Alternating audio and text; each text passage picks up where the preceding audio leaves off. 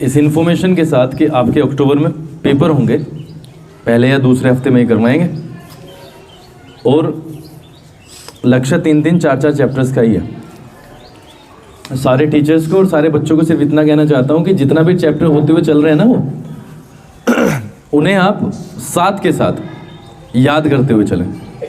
बाकी 9-10 के पेपर हैं ही, उन्हें पता चल गया होगा, अक्टूबर के पहले हफ्ते में हो जाएंगे शुरू, तो उस हिसाब से वो तैयारी करते रहें जितना भी उनका कोर्स पूरा हो गया है। आवाज़ आ रही है मेरी? ठीक है। पिछले हफ्ते एक प्रोग्राम चलाया गया जिसका नाम था टीचर्स ऑफ द डे, और उसका एक पॉजिटिव रेस्पॉन्स हमें गार्जियंस की तरफ से मिला। 2014-15 में जब स्कूल खोला गया तो ये हमारे माइंड में था कि हमारा लक्ष्य जो है वो बच्चों की झिझक खोलना होगा, क्योंकि हमने फील किया था कि बहुत सारे बच्चे ऐसे होते हैं जो ब्रिलियंट टाइप के हैं, बट वो अपने जो विचारों को सामने आकर प्रस्तुत नहीं कर पाते हैं, और इसी का कारण ये होता है कि गांव समाज की नज़रों में उन बच्चों का वो लेवल नहीं मापा जाता जो जिस लेवल के वो होते हैं। पिछले हफ्ते जो भी प्रक्रियाएं हुई हैं वो संतुष्टि देने वाली हैं। आपने जितने भी बच्चों ने इस प्रोग्राम में पार्टिसिपेट किया, मतलब मैं उनकी प्रशंसा करता हूं, और यह वास्तव में मैं सुनिश्चित करना चाहता हूं कि इस प्रोग्राम का आप एक बहुत बड़ा रोल, बहुत बड़ा रूप आप देखने वाले हैं। किसी भी व्यक्ति का भीड़ के सामने जाना और अपने विचारों को कहना, ये सारी की सारी एक प्रक्रिया की बात है। जिस तरीके से हमारे शरीर के अंग होते हैं, उसी तरीके से जब आप एक लेवल पर पहुंचोगे और अपने आप को कहोगे कि हाँ अब मैं बिल्कुल ठीक हूं, तो आप देखोगे कि इसके पार्ट्स थे जो आपने तय किए, इसकी एक जर्नी थी जो आपने तय की। जब आप पहले दिन जाते हो, या उससे भी पहले मैं अगर कहूं, जब आपको बताया जाता है कि शायद कल आपका नंबर आ सकता है, जो वो फीलिंग आपके अंदर आती है, उससे और अंत तक पूरा का पूरा एक सफ़र है। इस चीज़ को कई बच्चे भली भांति समझते हैं, और कई बच्चे उस लेवल पर उसे नहीं ले पाते, नहीं जी पाते। हम इस प्रोग्राम के लिए, इस पूरे के पूरे कार्यक्रम के लिए पूरे दृढ़ हैं, और ये कार्यक्रम 1 या 2 दिन बीच में स्किप हो सकता है, बट उसको हम किसी भी तरीके से अब की बार रद्द नहीं करने वाले हैं। मेरा पर्सनली लक्ष्य है, जो कि मैं अमरीश जी के साथ में डिस्कस करूंगा अभी से, जैसे हमें समय मिलेगा, कि हम और सारे टीचर्स पर्सनली आप तक पहुंचे, बच्चे बच्चे तक पहुंचे। हमारे लिए एक जो ग्रैंड टोटल है हमारे विद्यालय का, वो एक दूसरी चीज़ है, लेकिन एक एक बच्चा महत्वपूर्ण है। इसलिए कोई भी विद्यार्थी किसी भी लहजे में अगर उसकी एक इमेज ऐसी बनी है कि वो कमज़ोर है, हमारा सबसे पहले लक्ष्य होना चाहिए कि उस इमेज को, उस टाइटल को उससे दूर किया जाए किसी भी तरीके से। As an elder, as a responsible teacher, as a responsible senior as well, मैं 9th, 10th, 8th की भी बात कर रहा हूँ, हम सबका ये धर्म है, कर्तव्य है, कर्म होना चाहिए कि ऐसे बच्चों को बिल्कुल भी इन्फीरियरिटी फील ना हो। जो एक दिमाग में चीज़ें आती है कि मैं आज किस तरीके से सामना करूँगा, वो चीज़ें उस पूरे के पूरे प्रक्रिया को बाधित करती हैं उस बच्चे की, जिसके कारण एब्सेंट बढ़ती हैं उसकी। एब्सेंट बढ़ेगी तो होमवर्क उसका कम होगा, पिटेगा, पनिशमेंट मिलेगा, जिसके कारण सेल्फ कॉन्फिडेंस शून्य की तरफ जाता है, और ये सबसे ज़्यादा बड़ा कारण होता है किसी भी बच्चे की इमेज को इतने बुरी तरीके से मैं तो कहूँगा विध्वंस हो जाती है उसकी पूरी की पूरी इमेज। तो हम सभी का ये कर्तव्य होना चाहिए। जब हम आगे बढ़ते हैं तो हम फेलियर्स के बिना आगे नहीं बढ़ सकते। अगर आप अपने उठने से लेके रात के सोने तक आप अपनी दिनचर्या भी देखें और आप अपने नंबर ऑफ एक्शंस देखें तो उसमें भी हम कई बार फेल होते हैं। कई बार स्कूल में लेट आए तो वो फेलियर ही है। कई बार ट्रेन पकड़नी थी, ट्रेन छूट गई, फेलियर ही है। आपने वर्ड गलत कर दिया जिसे आप रोज सही करते थे, वो फेलियर है। और फेलियर के बिना किसी भी जर्नी का अस्तित्व है ही नहीं। तो एक तो घबराए ना, घबराओगे तो चीजें और ज्यादा बिगड़ेंगी। दूसरा, ये एक पर्व है और इसमें पार्टिसिपेशन बनता ही है। आपकी मर्जी होगी तो भी और आपकी मर्जी नहीं होगी तो भी। आने वाले 4 महीनों में, जैसे मैंने कहा है, इसका आपको एक बहुत बड़ा रूप देखने को मिलेगा। हमारे जीवन का एक लक्ष्य ये होना चाहिए कि जब हम समझ जाएं, जैसे 8वीं के बच्चे अब समझने लगे हैं, कुछ बच्चे 7वीं के भी समझ रहे हैं, 9-10 तो समझ ही रहे हैं, कि हम आपसे करते हैं, आपके साथ में टीचिंग करते हैं, आपको तरीका बताते हैं, तो आप उसे एक फॉर्मूला की तरीके से यूज करें। आपको एक इंट्रोडक्शन दिया गया है तो use it as formula only. आप उसे रटने की कोशिश ना करें। फर्स्ट, यहाँ पे बच्चे ज्यादा परेशान है शायद, बेटा चुप हो जाओ। दूसरा, कल मैंने 10th में क्वेश्चन को हिंदी में, 2 क्वेश्चंस को हिंदी में ट्रांसलेट करके उसकी इंग्लिश हिंदी में उसका आंसर लिखवाया। और कोशिश मैंने ये की है कि कॉम्प्लेक्स कंपाउंड को हम दूर करके सिर्फ सिंपल सेंटेंसेस में, जो कि पास्ट इंडेफिनिट में मैंने सारा बोला, उस चीज को किया जाए। अगर हम इस चीज में कामयाब होते हैं और ट्रांसलेशन को हम अच्छे तरीके से प्रैक्टिस करते हैं तो शायद चीजें और ज्यादा बेहतर हो जाएंगी और ज्यादा आसान हो जाएंगे। लेकिन कई बच्चे, क्या मैं कहूँगा मैक्सिमम बच्चे, उस तरीके को अपनाने के बजाय उसको रटने की कोशिश करते हैं कि सिर्फ महज एक उस तरीके को रट लो। मतलब उसको एक की तरीके से यूज नहीं करना, बल्कि उसे सिर्फ रटने की तरीके से यूज करना है कि इसे किसी तरीके से रटे हम। ऐसा नहीं होना चाहिए। अगर वो 2 क्वेश्चंस पे अप्लाई हो सकता है तो वो सारी की सारी किताब पे अप्लाई होगा। साक्षी, तुम्हारा आई कांटेक्ट कहाँ पे? I am talking to you. अगर मैं आपसे बात कर रहा हूं तो आप मेरी तरफ ही देखें फिर सारे। हर सब्जेक्ट के हर क्वेश्चन पे वो अप्लाई होगा। मैंने एक बात कही थी कि अगर हमने थोड़ा सा बल, थोड़ी सी शक्ति हिंदी की तरफ मोड़ दी अपने, तो हमारी इंग्लिश अपने आप ही सुधर जाएगी। इसके बहुत प्रबल चांसेस हैं। क्या आपने कभी देखा है कि हम पैराग्राफ जब लिखते हैं कि हम 100 वर्ड्स का पैराग्राफ हिंदी में लिख पा रहे हैं? क्या आपने उसे मैच करने की कोशिश की है कि हमारे जो शब्द आए हैं और जो हम किताब पढ़ते हैं हिंदी की, क्या उसके लेवल का है? वो 50% भी हो तो भी चलेगा।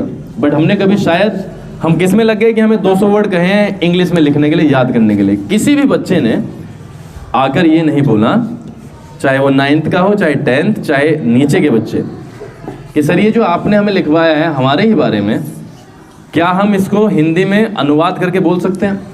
किसी ने नहीं बोला। आप सिर्फ एक लीक पे चले और आपने वो रटने की प्रक्रिया को आगे बढ़ाया और वो आपका नेचर बन गया। और रटना किसी भी समस्या का समाधान नहीं हो सकता। एक ऐसी समस्या जो लॉन्ग टर्म हो, उसका तो समाधान कतई भी नहीं हो। हाँ ठीक है, एग्जाम ओरिएंटेड आप काम कर सकते हो, काम चलाओ कि आपका कल पेपर है, आपने 5-7 चीज़ें रट ली, उसमें से भी आप देख लेना 50-60% आप बोर्ड एग्जामिनेशन का जो प्रेशर होता है उसके कारण आपके दिमाग से फिसल ही जाएंगे। ये तो तय ही है। जब हम अपने कुछ भी विचारों को आपके सामने रखते हैं, उसके लिए आपके दिमाग में स्टोरेज होना बहुत जरूरी है, क्योंकि आप बोल तभी पाएंगे जब आप कुछ पढ़ रहे होंगे। ये जो लाइन है ना, ये परेशान कर रही है पूरी। और मैं आज के बच्चों से इतना ज़्यादा आश्चर्यचकित हूं कि ना तो इन बच्चों में किसी प्रकार का डर बचा। क्या प्रॉब्लम है क्या?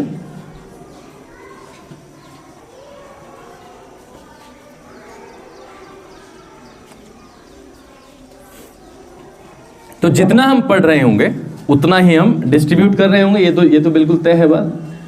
अगर हम किसी भी चीज़ की तैयारी नहीं करते हैं तो हम उस तरीके से उसमें परफॉर्मेंस दे ही नहीं पाएंगे जिस तरीके का एक्सपेक्टेशंस हमने लगाया अपने आप से, मम्मी पापा ने लगाया, आस पड़ोस के लोगों ने लगाया। चलो उनका तो एक्सपेक्टेशन एक तरीके से ठीक हो सकता है, लेकिन आप किस हिसाब से लगाते हो अपने ही आप से, जबकि आपको पूरी सच्चाई पता है कि आप अगर पढ़ोगे नहीं तो कुछ होने वाला नहीं है। जब हम 200-250 दिन, 365 दिन का रिलेशन है हमारा, 200, 250, 250 दिन एक साथ रहते हैं, तो एक दूसरे से गलतियां होना स्वाभाविक है। जब हम एक परिवार में रहेंगे तो कभी किसी की गलती होगी तो कभी किसी की होगी। अपनी गलतियों को स्वीकार करके उनसे सीख करके आगे बढ़ना ही एकमात्र रास्ता है। अगर हम गलती करने के बाद उस चीज़ का ब्लेम गेम के चक्कर में कि मेरी गलती नहीं है, उसकी है, और उसकी नहीं है, उसकी है, इस चक्कर में फंस जाएंगे तो रिजल्ट आपका आने वाला नहीं है। ये मैं अपने लिए भी बोलता हूँ, आपके लिए भी, और जो हमारे अभिभावक हैं उनके लिए भी। आपकी गलती है, आपने कहा सर आपकी है, मैंने कहा आपकी है, आपने कहा मेरी है, अभिभावक ने कहा सोनू की है, इनकी है, उनकी है। आपने सिर्फ और सिर्फ टाइम वेस्ट करने के अलावा कोई दूसरी चीज़ की नहीं है। गलती जिसकी है वो भगवान जानता होगा, आप जानते होंगे। आपके या मेरे कहने से कुछ होने वाला है नहीं, क्योंकि अगर गलती मैंने की होगी और मैंने आपको ही साबित कर भी दी तो मेरा नेचर तो चेंज होने नहीं वाला है।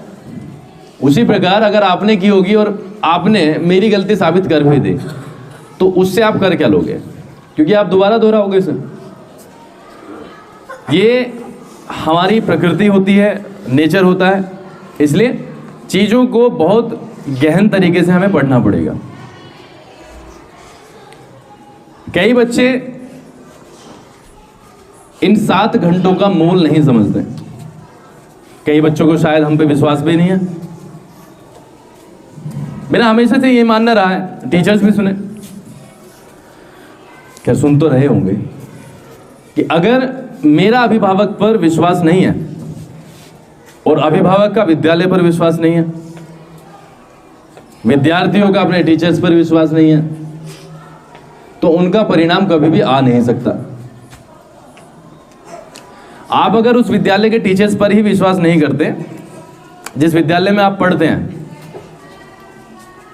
आई think you are not the part of that organisation और इंस्टीट्यूशन। आपका कुछ काम ही नहीं है वहां पे। इसलिए आपके डाउट हो सकते हैं, उनको क्लियर करें। आपकी शिकायतें हो सकती हैं, उन्हें क्लियर कर लें। मैंने अभी बोला, हर इंसान से गलती होती है, चाहे वो बड़ा हो चाहे वो छोटा हो, और सभी इंसान गिरकर ही खड़े होते हैं। ऐसा कोई नहीं है जो ना गिरा हो लाइफ में। लेकिन आपने देखा होगा इतने सारे हैं जो गिरे लेकिन कभी खड़े नहीं हुए, और बहुत कम ऐसे होते हैं जो अपनी गलतियों से सीख करके खड़े होते हैं और बार बार गिरते हैं फिर खड़े होते हैं।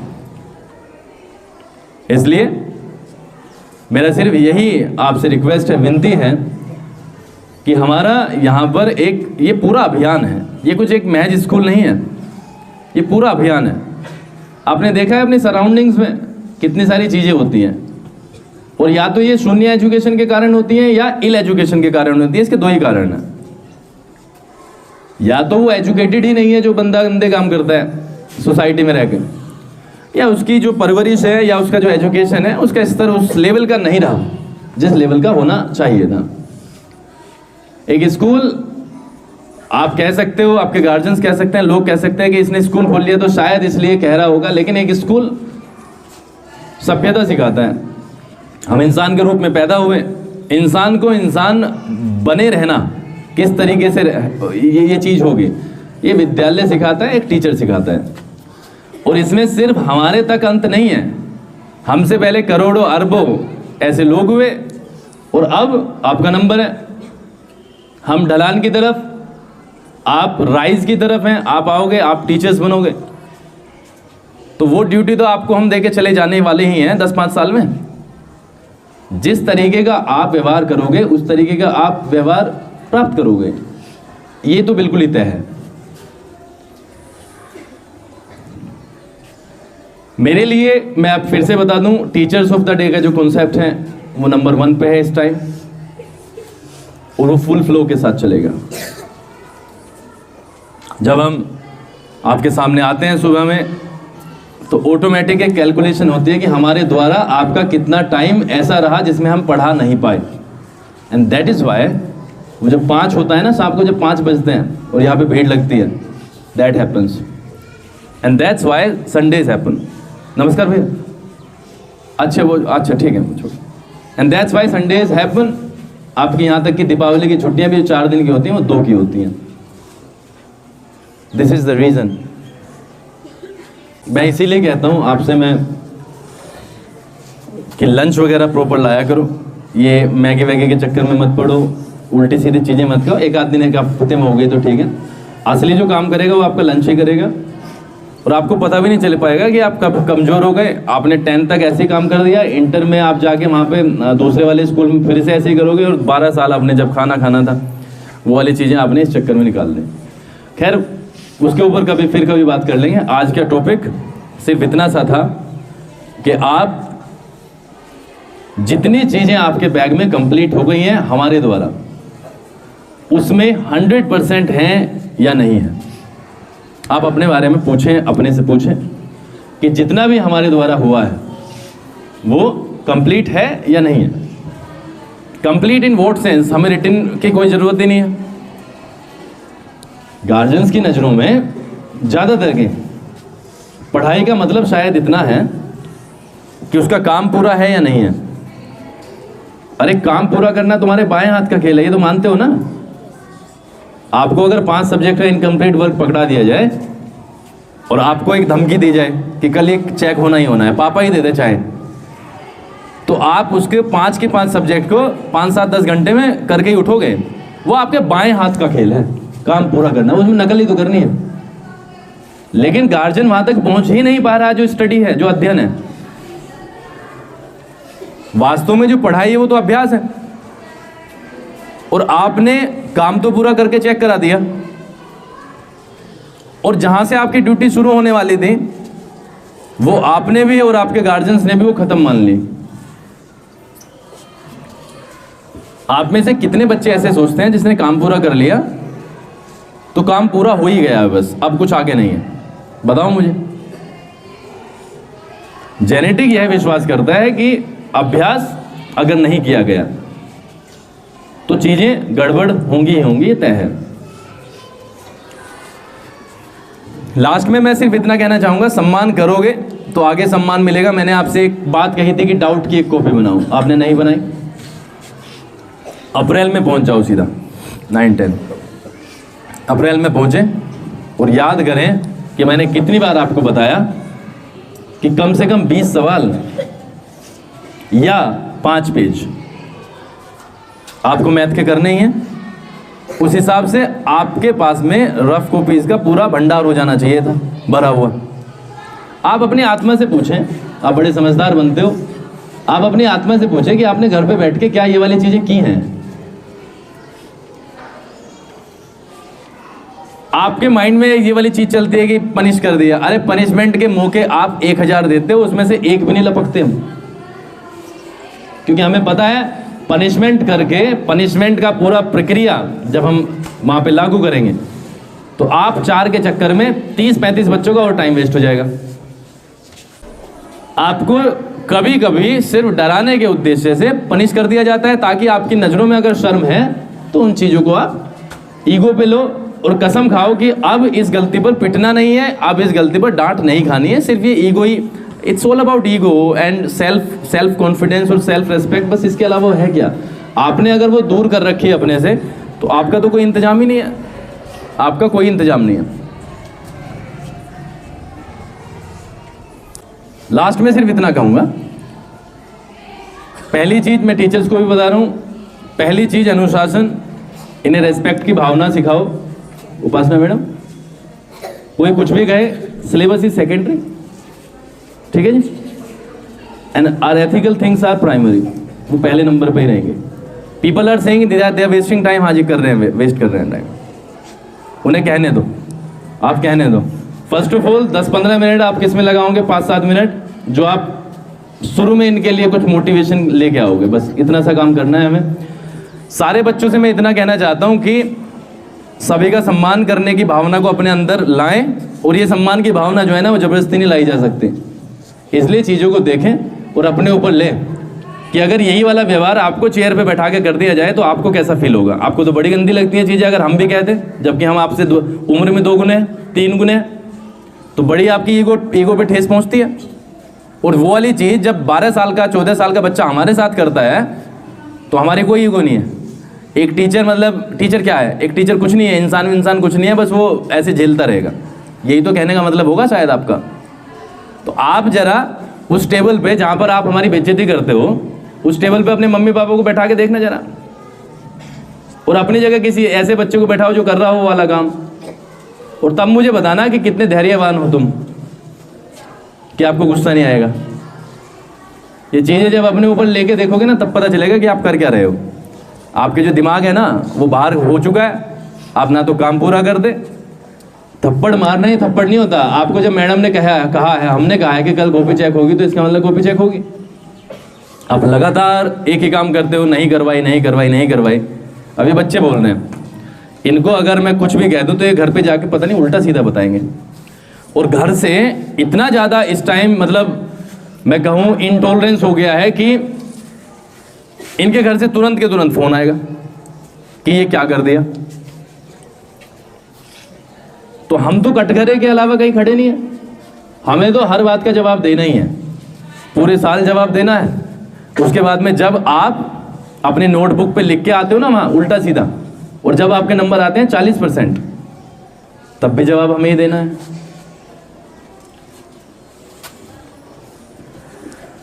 आज भी कई बच्चों का नंबर आएगा उस चीज़ के लिए जो हमने 2 क्लासेस की हैं, आज उससे बेटर के लिए तैयार हो जाएं। अब अपना दिमाग लगाएं किस तरीके से हम उस पूरे के पूरे माहौल को जो 45 से 60 मिनट तक का चलता है, उस माहौल को हम किस तरीके से अपना योगदान दे सकते हैं। वो बच्चे भली बात ही जानते होंगे जो बच्चे फील करते हैं। जब मैं जाता था स्कूल में तो कई दिन ऐसे आते थे जब मुझे पूरा का पूरा पहले दिन से एक टेंशन थी, कल जाके कैसे सामना होगा, कल जाके किस तरीके से टीचर्स का सामना होगा, किस तरीके से बच्चों का सामना होगा, कल फिर से पूछा जाएगा। तो मुझे उन बच्चों के लिए बड़ा गंदा फील होता है। मैं सोचता हूँ भी उनके बारे में, यार उनके लिए कुछ ऐसे योगदान करें हम यहाँ पे, ताकि वो बच्चे मतलब इतनी बड़ी टेंशन में ना रहे, यार कल स्कूल जाना है, मतलब स्कूल जाना है, युद्ध के मैदान में थोड़ी ना जाना है। उन्हें तो उससे मतलब बुरा फील होता होगा कि कल फिर से उनका सामना होगा, मैथ में फिर से सवाल करवाए जाएंगे, फिर से पोडियम पे जाना पड़ेगा, फिर से अपने बारे में बताना पड़ेगा। ये एक सेलिब्रेशन का माहौल होना चाहिए, ना कि आतंक का। इसलिए अपने आप को खोलो, यहाँ पे अपने आप की हेजिटेशन को दूर करने का प्रयास करो, और वो मैंने जैसे कहा वो एक दिन में होने वाली नहीं है, वो प्रक्रिया से होगी। खैर, उन सभी गार्जियंस का भी धन्यवाद जिन्होंने इस दौरान बहुत सारे फ़ोन किए हैं, बहुत सारी रिक्वेस्ट आई हैं व्हाट्सएप पे, फेसबुक पे कि हमारे बच्चे का नंबर कब आएगा। आपको भी मैं निश्चिंत कर दूं और उन गार्जियंस को भी कि बच्चों का नंबर सभी का आएगा, बट उसमें भी कुछ चीज़ें हम अगले हफ्ते से जोड़ने वाले हैं जो कि आपको घर पे हेल्प करेंगी। तो तब तक के लिए आपका जिस तरीके से आ रहा है आप उस तरीके से उसे एक्सेप्ट करते चलें। बाकी सिलेबस उसी रफ्तार से दौड़ता रहेगा जैसे दौड़ रहा है, और ऑफ एंड ऑन हो जाता है, कभी टीचर्स नहीं आए, कभी आप नहीं आए, ये चलता रहेगा। It's a part and parcel of the school. और बस यही था, सम्मान की भावना को सबसे पहले रखें आप, ठीक है।